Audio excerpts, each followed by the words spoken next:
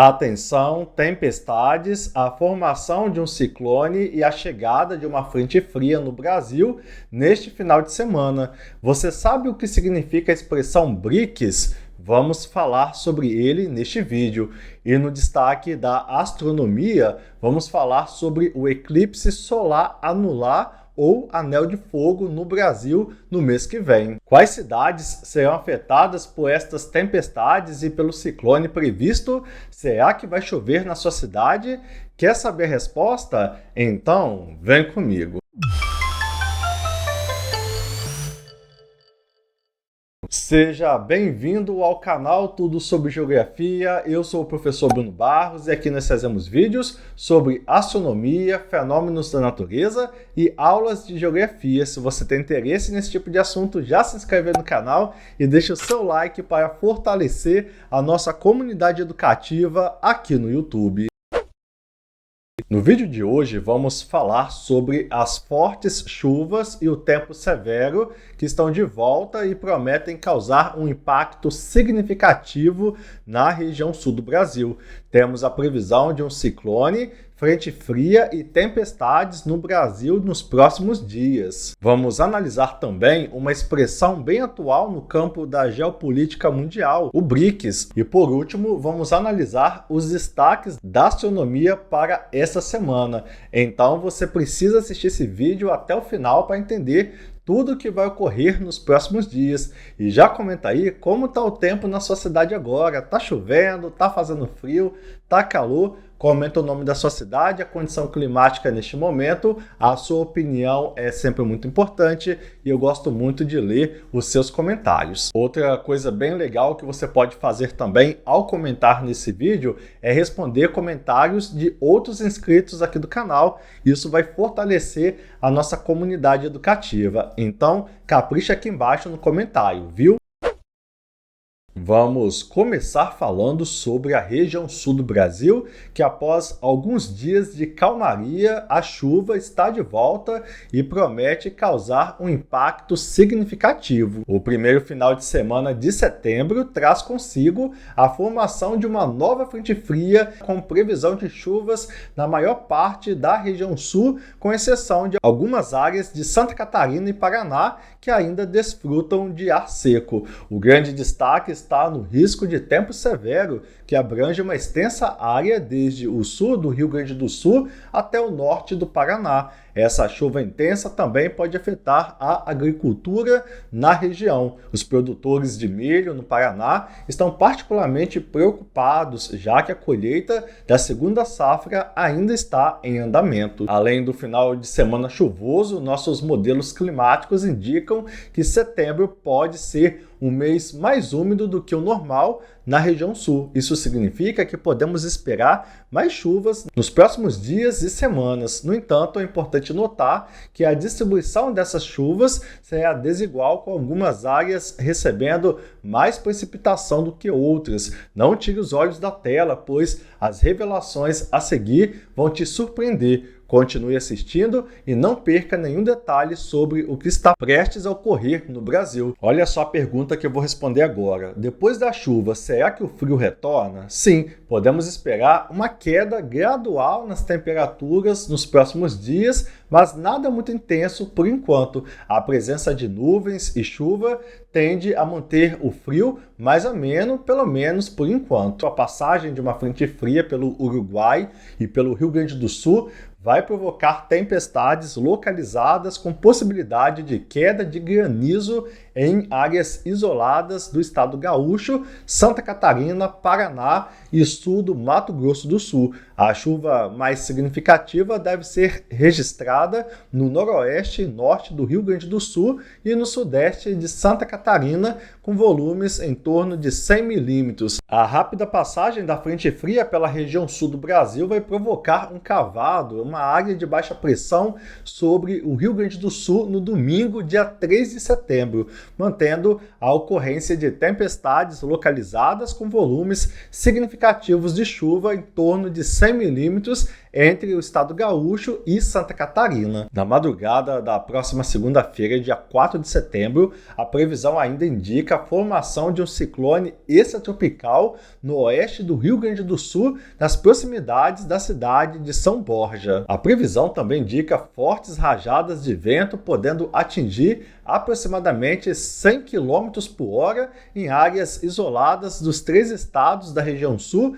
e no Mato Grosso do Sul. Os ventos também podem afetar o oeste, centro e sul de São Paulo no início até o fim da tarde. E atenção, aqui vai uma dica do professor Bruno. Lembre-se de que o tempo é dinâmico e pode mudar rapidamente. Então, é sempre bom você, que é inscrito aqui do canal, se manter atualizado com as previsões e informações do tempo. Saiba que todas as previsões do tempo atualizadas e de confiança você sempre pode acompanhar aqui comigo, professor Bruno Barros, e neste canal Tudo sobre Geografia. Portanto, informações e previsões de confiança é sempre aqui comigo. Agora vamos falar sobre a formação de um ciclone nos próximos dias. Não saia deste vídeo agora, pois o que eu vou te dizer a seguir vai simplesmente te surpreender. Continue assistindo. A passagem de uma frente fria pelo Uruguai e pelo Rio Grande do Sul vai provocar tempestades localizadas com possibilidade de queda de granizo em áreas isoladas do estado gaúcho, Santa Catarina, Paraná e sul do Mato Grosso do Sul. A chuva mais significativa deve ser registrada no noroeste e norte do Rio Grande do Sul e no sudoeste de Santa Catarina, com volumes em torno de 100 milímetros. A rápida passagem da frente fria pela região sul do Brasil vai provocar um cavado, que é uma área de baixa pressão, sobre o Rio Grande do Sul no domingo, dia 3, mantendo a ocorrência de tempestades localizadas com volumes significativos de chuva em torno de 100 milímetros entre o estado gaúcho e de Santa Catarina. Na madrugada de segunda-feira, dia 4 de setembro, a previsão ainda indica a formação deste ciclone extratropical que estamos falando no oeste do Rio Grande do Sul, nas proximidades da cidade de São Borja. O ciclone deve se deslocar rapidamente em direção ao sudeste do Rio Grande do Sul e por volta das 9 horas da manhã já estará no Oceano Atlântico, permanecendo nessa posição até as 12 horas. Em seguida, o fenômeno vai se deslocar para o alto mar. Ainda na segunda-feira, junto ao ciclone extratropical, uma frente fria atuará no interior do Rio Grande do Sul, Santa Catarina e Paraná e também no sul do Mato Grosso do Sul, provocando, à medida que se desloca para leste, acumulados significativos de chuva no Rio Grande do Sul, principalmente no leste do estado, com volumes em torno de 100 milímetros. A previsão também indica fortes rajadas de vento, podendo atingir aproximadamente 100 km por hora em áreas isoladas dos 3 estados da região sul e de Mato Grosso do Sul. Os ventos também podem afetar o oeste, centro e sul de São Paulo no início até o fim da tarde. Anteriormente, eu falei sobre a previsão do tempo para essa semana no sul do Brasil, onde há previsão de fortes chuvas e tempo severo. Porém, nas demais regiões do Brasil, há previsão de calor e tempo seco. Setembro já é naturalmente mais quente, mas, de acordo com as previsões, este mês pode trazer períodos ainda mais quentes do que tivemos em agosto. Estados do sul, conforme eu mencionei anteriormente, São Paulo, o sul de Minas Gerais e o estado do Rio de Janeiro vão sentir uma brusca queda da temperatura no começo da próxima semana, entre os dias 4 e 5 de setembro, devido a mudanças no tempo provocadas pela passagem de uma frente fria a 1ª de setembro. Mas, de forma geral, a primeira quinzena de setembro será marcada pelo calor. Temperaturas na casa de 40 e 41 graus podem ser esperadas no centro-oeste, no norte, principalmente no Tocantins e no centro-sul do Pará, no interior do Nordeste e em pontos do interior de São Paulo e de Minas Gerais. A previsão é que a média temperatura máxima fique de 1 a 2 graus acima do normal em todo o centro-oeste, no norte de São Paulo, no oeste de Minas Gerais e da Bahia, no sul do Piauí, no interior do Maranhão, no Tocantins, no Pará, no Amapá, no centro e leste do Amazonas, em Rondônia e no leste do Acre. Em alguns locais do centro-norte do país, o desvio acima do normal da média das temperaturas máximas poderá ficar entre 3 e 4 graus. No restante do país, a média da temperatura máxima deve ficar dentro a um pouco acima do normal ou até 1 grau acima da média. A intensificação do ar seco pelo interior do país vai reduzir a nebulosidade e as condições para a chuva na maioria das áreas do sudeste, no centro-oeste, em grande parte do norte e do nordeste. Mas afinal, o que vai causar esse tempo seco em boa parte do Brasil? Bem, isso está em grande parte relacionado ao El Niño. O El Niño é um fenômeno climático caracterizado pelo aquecimento anormal das águas superficiais do Oceano Pacífico tropical e suas consequências se estendem por todo o globo, afetando as condições climáticas em diferentes regiões. Um exemplo dessa relação entre o El Niño e as temperaturas quentes que vamos ter nesse mês de setembro é a influência que esse fenômeno tem sobre os padrões climáticos. Durante o El Niño, as águas mais quentes do Pacífico podem levar ao enfraquecimento dos ventos alísios, que normalmente transportam ar úmido e fresco da região equatorial para as regiões tropicais e subtropicais do Brasil. Com essa diminuição na influência dos ventos alísios, as áreas afetadas pelo El Niño tendem a experimentar temperaturas mais elevadas e condições mais secas. Conforme eu mencionei anteriormente, algumas áreas, como o centro-oeste e o norte, podem esperar temperaturas na casa dos 40 graus em setembro. Esse calor extremo pode ser uma consequência direta do El Niño, pois o aquecimento das águas do Pacífico tropical aumenta a evaporação e a transferência de calor para a atmosfera, elevando as temperaturas em várias regiões. Além disso, o El Niño também pode influenciar os padrões de chuva. Eu mencionei que a intensificação do ar seco pelo interior do país reduzirá as condições para a chuva em muitas áreas. Durante o El Niño, regiões que normalmente recebem chuvas regulares podem sofrer com estiagens prolongadas, afetando a agricultura e o abastecimento de água. Portanto, a relação entre o calor previsto para este mês de setembro e o fenômeno El Niño é clara. As altas temperaturas previstas para setembro e as mudanças nos padrões de chuva podem ser entendidas como parte dos impactos do El Niño sobre o clima brasileiro. Agora comenta aqui embaixo e já aproveita para nos dizer qual é a sua cidade e como está o tempo aí agora. Afinal, aprender é muito mais divertido quando compartilhamos conhecimentos e experiências e eu gosto muito de ler os seus comentários.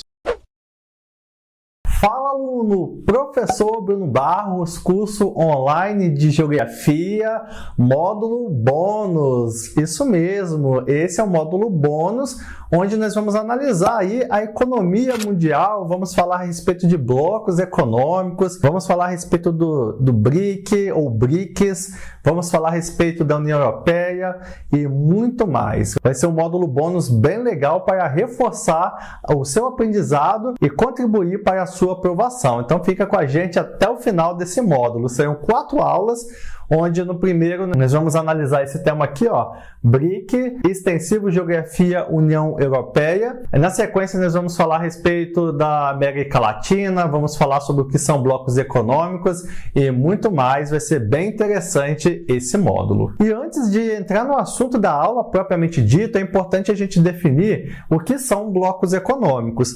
Na última aula desse módulo, nós vamos falar de forma mais abrangente dos blocos econômicos. Nós iremos analisar, além da sua definição, quais são os principais tipos de blocos econômicos que existem na atualidade, quais são os principais blocos econômicos e em qual bloco econômico ou em quais blocos econômicos o Brasil está inserido. Mas, para essa primeira aula, é importante você saber o que significa, mesmo que de forma superficial. Dá uma olhada aqui na definição que eu coloquei.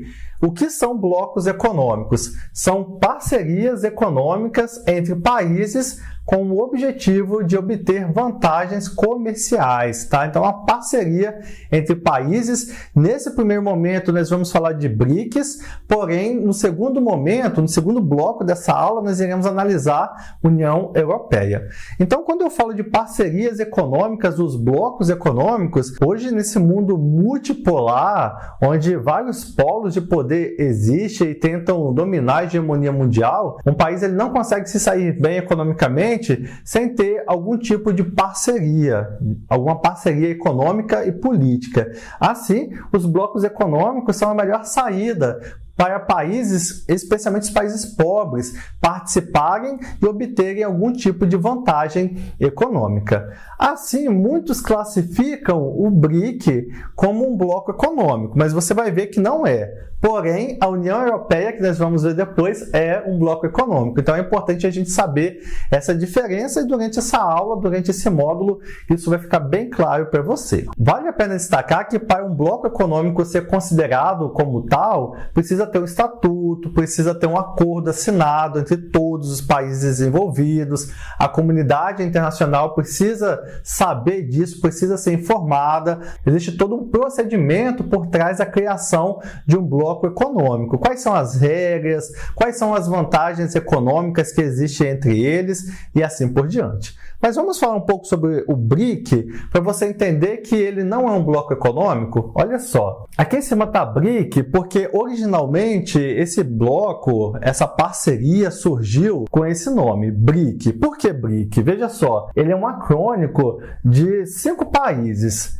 Brasil, olha ali o Bzinho, ó, Brasil, Rússia, Índia e China. Então, originalmente era assim, ó, Brasil, Rússia, Índia e China. E posteriormente, a África do Sul foi inserida e aí esse S passou a fazer parte e aí passou a receber o nome de BRICS. África do Sul não é com A, só que África do Sul em inglês é South Africa. Então, o S de África do Sul entrou bem aqui. Assim, o BRIC ou os BRICS são economias emergentes mais sólidas e poderosas do mundo.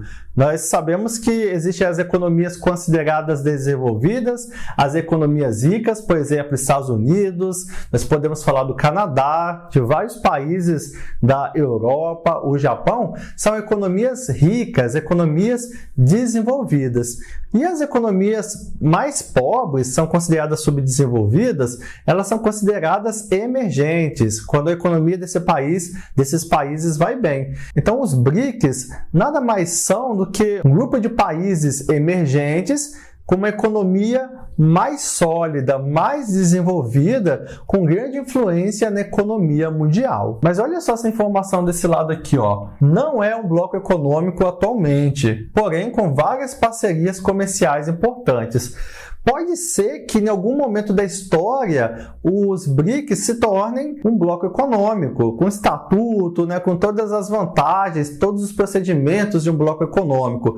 Porém, nesse momento, não podemos considerar os BRICS como um bloco econômico, porém existem importantes parcerias comerciais entre eles, inclusive a intenção de criar um banco dos BRICS. Por que um banco para esse grupo de países? Porque toda vez que um país subdesenvolvido ele passa por uma crise econômica, ele pega dinheiro emprestado com os países ricos. Um banco para atender os BRICS seria muito vantajoso, até porque os juros poderiam ser melhor e a forma de pagamento também, uma vez que esses países entendem como funciona as suas economias. Isso poderia, então, beneficiar os países dos BRICS. E quando foi criada essa expressão BRIC e BRICS? Dá uma olhada aqui, ó. Expressão criada por um economista chamado Jim O'Neill, em 2001. Ele estava fazendo seus estudos de economia e ele percebeu que alguns países emergentes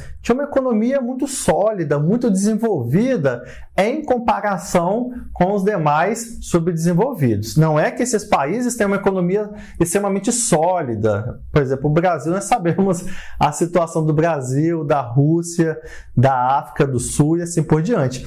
Porém, em comparação com outras economias subdesenvolvidas, esses são os países que apresentam melhor desempenho econômico. Então, nesse sentido, esse economista ele listou ali BRIC, inicialmente BRIC, compondo esses 4 países: Brasil, Rússia, Índia e China. Assim, veja só, em 2006 se tornou um mecanismo internacional, ações econômicas entre eles. Então, em 2006, eles passaram a analisar esse estudo aí do O'Neill e ele percebeu assim, por que não fazer uma parceria entre a gente? E eles passaram então a conversar, na verdade desde 2001 já havia essa conversa, mas em 2006 esses países oficializaram a sua parceria, esse mecanismo político e econômico, não sendo ainda um bloco econômico. Em 2011 aconteceu o seguinte, a África do Sul é oficialmente incorporada ao BRIC, uma vez que ela também tem uma economia dentro dos países subdesenvolvidos, uma economia mais sólida. E aí o BRIC se tornou BRICS. E algo extremamente interessante a respeito dos BRICS é o seguinte, o PIB deles, os BRICS são responsáveis por 21% do PIB mundial. Já pensou? Então, de toda a economia mundial, os BRICS são responsáveis por 21% de todo esse PIB. E também com relação à sua população. 42% da população mundial vivem nos países dos BRICS. É claro, né, com China e Índia, né, tanto China quanto Índia com mais de 1 bilhão de habitantes, cada um deles. Então os BRICS têm uma grande população, uma significativa população e um mercado consumidor intenso e poderoso, tendo grande influência em toda a economia mundial. Então assim vale a pena você reforçar seus estudos com relação à Rússia, China, Índia, África do Sul. É importante você entender como funcionam essas economias, uma vez que, já que elas fazem parte desse importante bloco econômico, pode ser que algo relacionado a esses países pode cair na sua prova de seleção. Muito bem, então nesse primeiro bloco nós analisamos ali o que significa o conceito de blocos econômicos, o conceito de BRIC e BRICS, vimos como eles funcionam e vamos falar agora, a partir do próximo bloco, a respeito de um bloco, agora sim, um bloco econômico muito importante para o planeta, que é a União Europeia. Te vejo lá. Um evento astronômico que está despertando o interesse de muitas pessoas, o eclipse solar anular de 2023 no Brasil. Isso mesmo, no mês de outubro teremos a oportunidade de testemunhar um dos maiores acontecimentos astronômicos do século e o Brasil, devido à sua localização geográfica privilegiada, ele será um dos melhores lugares do mundo para observar esse espetáculo cósmico.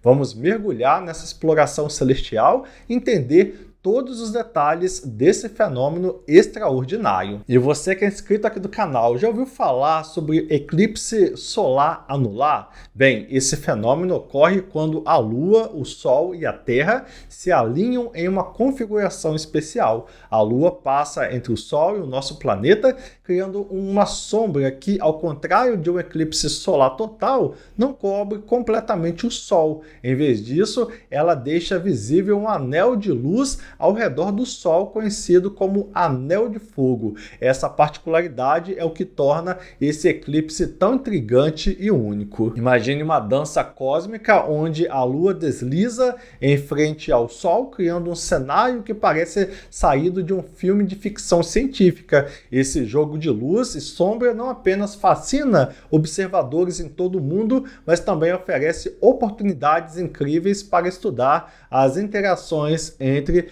os corpos celestes. E por que o Brasil é um local privilegiado para observar o eclipse solar no lar de 2023? Bem, a resposta está em nossa localização geográfica. As regiões do Nordeste e Norte do Brasil estão em uma posição ideal para testemunhar o espetáculo completo, enquanto estados como Acre, Bahia, Rio de Janeiro e São Paulo terão a oportunidade de ver o eclipse de forma parcial. Mas o que faz desses estados os sortudos espectadores do Anel de Fogo? Bem, o segredo está na trajetória da sombra lunar. Estados como Amazonas, Pará, parte norte do Tocantins, Maranhão, Piauí, Ceará, Rio Grande do Norte e Paraíba terão a chance de ver o Sol se transformar em um anel de luz completo, proporcionando uma experiência verdadeiramente memorável. Graças aos avanços da tecnologia, temos à nossa disposição softwares especializados que simulam o céu em qualquer lugar e a qualquer momento. O Stellarium, por exemplo,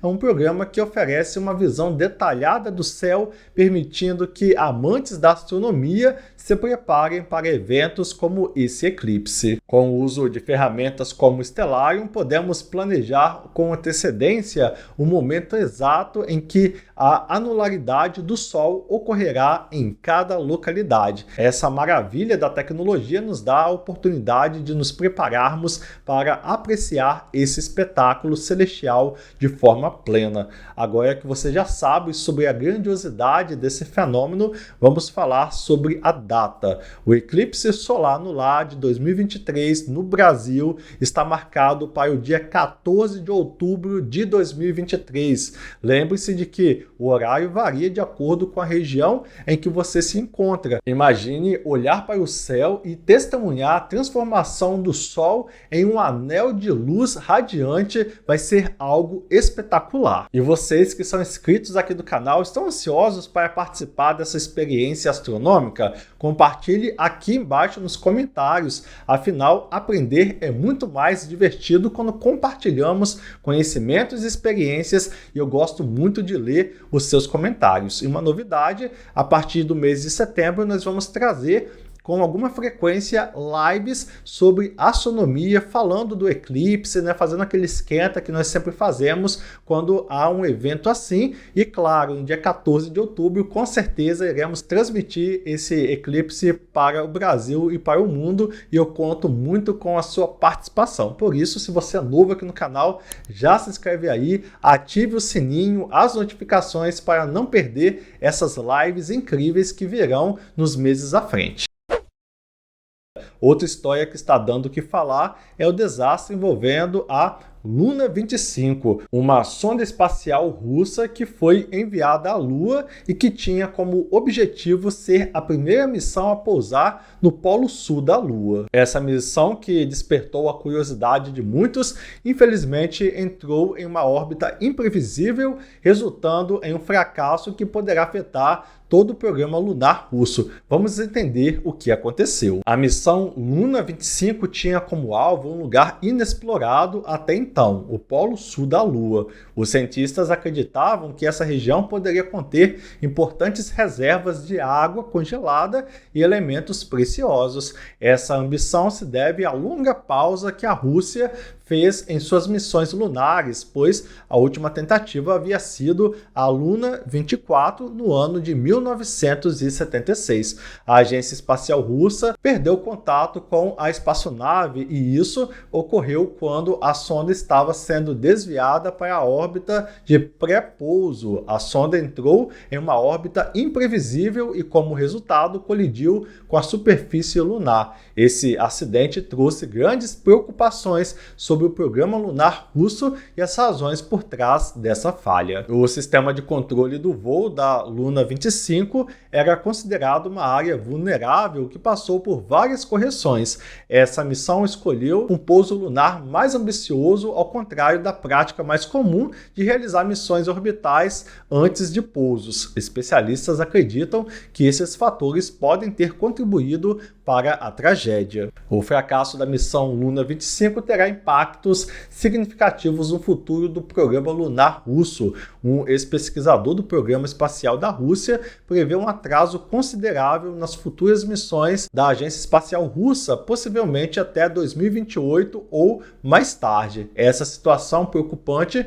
pode estar relacionada a problemas técnicos agravados pelas sanções ocidentais contra Moscou, bem como por fatores internos como a invasão russa na Ucrânia. A falha da Luna 25 destaca não apenas os desafios técnicos, mas também as dificuldades políticas, econômicas e educacionais enfrentadas pelo programa espacial russo. A Rússia foi pioneira na exploração espacial, mas desde então viu seu domínio diminuir. Enquanto isso, outros países como China, Índia e os Estados Unidos estão avançando em suas ambições espaciais. Apesar do acidente, a Luna 25 não foi um projeto em vão. A espaçonave enviou fotos incríveis do espaço e realizou progressos notáveis. Especialistas destacam que a missão mostrou avanços importantes em termos de correção de órbita, testes de eletrônicos a bordo e as ferramentas científicas. E você que é inscrito aqui do canal, o que acha desse acidente e de suas consequências para o programa lunar russo? Deixe aqui embaixo nos comentários e fique atento às próximas explorações, descobertas e notícias sobre astronomia aqui no canal Tudo Sobre Geografia. Saiba que aqui comigo, professor Bruno Barros, nós trazemos vídeos sobre astronomia, fenômenos da natureza e aulas de geografia. Portanto, notícias, explorações e descobertas do nosso planeta é sempre aqui comigo. Muito bem, hoje você viu aqui sobre o eclipse solar anular de 2023 e pôde entender sobre o acidente que envolveu a sonda espacial russa Luna 25. Agora me diz se você está ansioso para observar o eclipse solar total em outubro. Você já observou um eclipse alguma vez? Comenta aqui embaixo, pois a sua opinião é sempre muito importante e eu gosto muito de ler os seus comentários. E desde já eu te convido mais uma vez para a live que eu vou fazer aqui no canal para transmitir este eclipse. E agora chegou a hora de você compartilhar esse vídeo com todo mundo que você conhece. Então pega o link desse vídeo e posta em todos os grupos de WhatsApp que você participa. Posta no grupo da família, no grupo do trabalho, no grupo da escola. Vamos ajudar o maior número de pessoas a ter acesso ao nosso conteúdo educativo. Muito obrigado por assistir esse vídeo e até a próxima. Valeu! Esses vídeos que eu estou deixando aqui na tela agora são vídeos que você pode querer assistir a seguir. Qual vai ser o próximo da sua lista?